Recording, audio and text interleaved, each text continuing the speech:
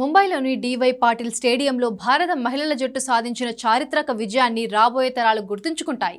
1983లో కపిల్ దేవ్ నాయకత్వంలో పురుషుల జట్టు సాధించిన అద్భుతాన్ని హర్మన్ ప్రీత్ కౌర్ నేతృత్వంలోని భారత మహిళల జట్టు పునరావృతం చేసింది. ఈ విజయంతో హర్మన్ ప్రీత్ కౌర్ కూడా ఓ అరుదైన ప్రపంచ రికార్డును నెలకొల్పింది.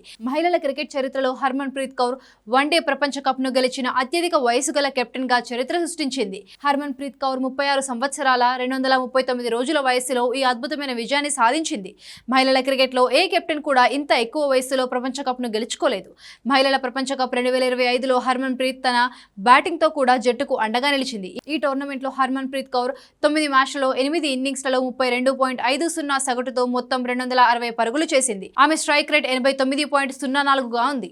ఐసీసీ మహిళల వన్డే వరల్డ్ కప్ నాకౌట్ మ్యాచ్లలో అత్యధిక పరుగులు చేసిన క్రీడాకారిణిగా ఆస్ట్రేలియాకు చెందిన బెలిండా క్లార్క్ రికార్డును కూడా హర్మన్ ప్రీత్ అధిగమించింది. చారిత్రక విజయం తర్వాత హర్మన్ ప్రీత్ కౌర్ తన సంతోషాన్ని అందరితో పంచుకుంది.